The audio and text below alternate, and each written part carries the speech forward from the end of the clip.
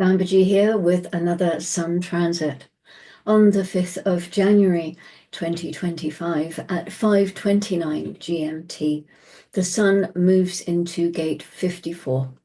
This is called the Marrying Maiden. It is the gate of ambition.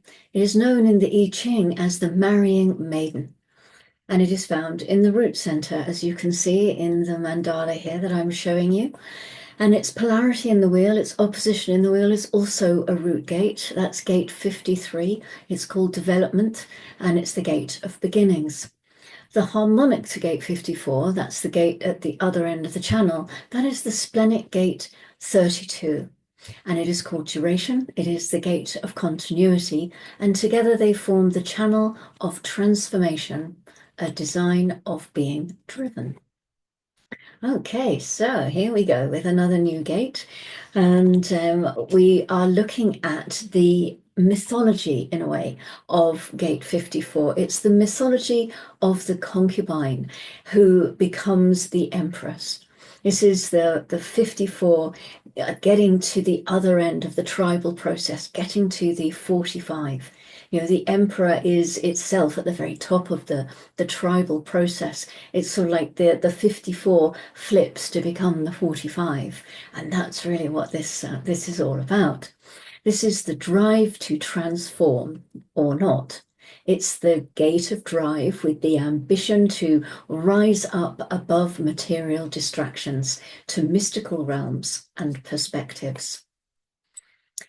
The headline above the lines in the Rave I Ching says, interaction in its mundane social context, but also one's mystical and cosmic relationships. The mystical and cosmic reference is specifically related to the fourth line of gate 54, which is by far the most extraordinary of all the lines of the 384. It's the most deeply mystical line, and it is called enlightenment endarkenment. But gate 54 is mostly about the mundane. That's the mundane quality of ambition. The word ambition within the common context, it often has a negative quality to it. And yet, in terms of our basic genetics as a species, this is an essential aspect of bringing to the forefront those who really have the power to make a contribution to the community as a whole. This is where stars are born. This is where they're nurtured. This is where, within the tribal context at least, this is where future leaders come from. All of that rising up out of the 54. And yet we do tend to judge ambition very harshly. In the language of the ancient I Ching, it says one cannot judge the maiden because her moon is not yet full. The 54th gate is very instinctive. It's the instinct is the sense that is operating out of this gate. It's the stream of instinct, after all. There is potential here, but that potential needs to be not simply recognized, but supported. After all, this is the tribe that we're dealing with. So this is not seeing ambition as an ego-driven phenomenon. We're not talking about that kind of ego. We're talking about the pressure in the root, and it's the pressure to rise up. This is a pressure to improve oneself, to transform one's life, and to transform the life of one's community. The first line of the 54 is called influence. It is ambition energized through secret relationships, or ambition which demands formal recognition. So regardless of how it works, ambition is something that must be seen. The potential in the being must be seen by the other, and it is then that the ambition itself is encouraged to grow. Ambition needs to be supported. It does not simply operate on its own. The 54th gate is always looking for an ally. And the relationship between the 54 and the 32 is a very special one.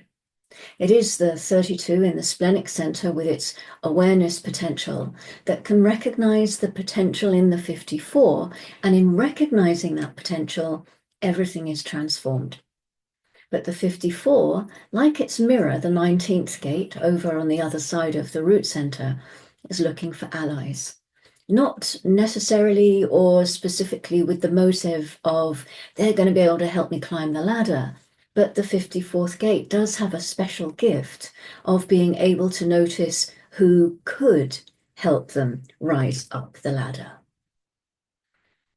So the gate is excuse me, the gate is a fuel in the ego circuit. And because it is called ambition, it can easily be dismissed as a very mundane energy. And yet, as I said to you before, the most mystical line of all the 384 in the Rave I Ching is found here in the fourth line with enlightenment, endarkenment. And it may appear to be an irony, but it's not really. It is only when we have mastered the instincts to operate on the mundane plane that transformation is possible. And this is the gate that fuels that drive to transform. Gate 54, one of the things it will transform is memory. It is a gate where the liquids in the body carry genetic memory. In biological terms, it is associated with the body's liquid production. The significance is that it is through the liquid medium that memory is stored and transported. This instinctive stream is all about memory. So we've left the 38th hexagram and the pressure and stress to find the right struggle in order to discover that life is of value, in order to just keep fighting that good fight to really, to work it through. Why am I here? What is it for? Finding that. The sixth line also then being above all of that, being above the fray. And the thing that becomes so clear is that the struggle benefits from material success. Gate 54 is part of the right angle cross of penetration, together with the 53, the 51, and the 57. This is a cross that will form part of the background frequency in tandem with the Phoenix when the cycle changes in 2027. The penetrating capacity of the 54 will get your attention. The 54 is always looking for attention. It's looking for the 32 to recognize it and to see that it has value and can be raised above the factory floor and slowly moved up the ladder until it can become president of the company. The 54th gate is really unusual, and it's something that guides us to recognizing the real spirituality that can only exist on the mundane plane. That there is a lie and a trick to the isolated spirituality, to be separate from the mundane trials and tribulations of this life. So while on the one hand you have the 54th gate as the gate of ambition, to be recognized so that it can transform and move up the ladder, on the other hand, there is this hidden cosmic spiritual essence in it that says that it is healthy to be that way, and it fuels the immune system. The 54th hexagram is both mundane, maybe the most mundane of all the fuels which come out of the root, and the most unmundane, if that's a word, the most unmundane at the same time. The vast majority of people who possess this gate, their fuel is necessary to be able to bring out success within the tribe. The Marrying Maiden is powerful. That fuel, that drive to succeed. Look at the gate 32 on the other end. All the splenic gates with their fear. Gate 32 is the fear of failure. So the drive to succeed on the material plane through the path of the 2145, all of that is part of what is possible coming out of this 54. It is the drive to live in the material community, a communal material community in which you have shops and you have clients who become your family's customers over time. And remember, we looked at that in the 2644. The mother and father businesses that start off and that run really commerce, or used to, certainly, still do in many parts of the world. Within the 54 lies the possibility of transformation. And gate 32 is not only the gate of failure, but it is the most conservative of all gates. You know, it is no mean feat to transform that conservativeness. So it's a very powerful field that we're looking at here. It's an energy mechanic that is about liquid production and the fuel for the stream of instinct. Instinct being the deepest of our memories. And as I said, memory being stored in the liquid of the cells. So memory storage also here then in the 54. The 54 is a lovely gift. It only remembers winning and succeeding. You know, it's the balance to the 32 at the other end, which will only always remember failure. And on the other side of the route, we have the 1949, the mystical channel of the tribe. Here in the mirror, for the splenic side, we have the incredible potential to see spirituality in the mundane. And the mundane in spirituality, you know, the material, it's very important in our lives. And we have to recognize this at some point in our process. We must go out into the world and triumph on the material plane in order to live out true spirituality. It's very easy to be enlightened when you sit on top of a mountain. Well, I mean, I say that. How would I know? But it's one thing. And it is said to be much easier to be enlightened when you live in that cave on top of the mountain and nobody sees you. Nobody's around pissing you off and pressing your buttons. It's another thing to be enlightened and work in a supermarket, you know, work on the till and have to deal with people. You know, there's that old saying as well, isn't it? If you think you're enlightened, go and spend the weekend with your family. It's a very different story if you can do it. And if you can do it there, well, then maybe you have actually achieved something. So we find then lying within this truly mundane gate, a recognition that what is truly mundane is the only spiritual way. You must live your awareness in your life, moment by moment, breath by breath.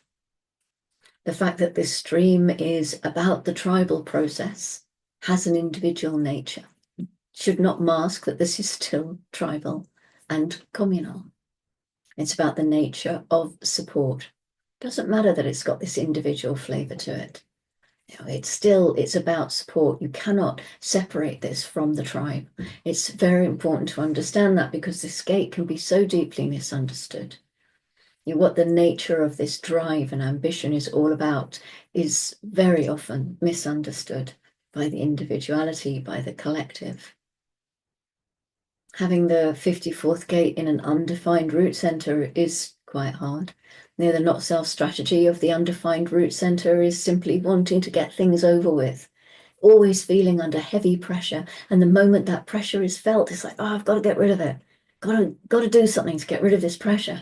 And that can bring a certain intensity to the interactions of the 54, which results in the assumption that these beings are really overambitious. They can be really pushy, and they can often bring offense to others simply because they're not being natural, which, of course, it's not natural for them. It's not a defined center for them. So they're simply going to be amplifying the pressure that is around them. So as always, if you carry the 54th gate or any gate, but if you're in the 54th gate and you want to be seen when your moon is full, then you have to operate correctly as yourself. So the grounding here for this sun in gate 54 is the earth in gate 53, the gate of development, the gate of beginnings. This is development as a structured progression that is both steadfast and enduring. This is the cyclical and sensing format energy for the abstract collective circuit. It conditions and grounds the abstract circuit. It is the fuel for the maturation process. The sensing circuit's all about transition and change. Gate 54 is about transformation. It's in a channel with gate 32, the gate of continuity, and that gate particularly tells us the only thing that endures is change. So we'll see as these gates play out together What exactly is the link? What is the support? How does one ground into the other? And maybe we'll come to some sense of that between us as we go through Gate 54. Thank you very much for joining me. I'll be back with the first line very shortly. Take care and go gently.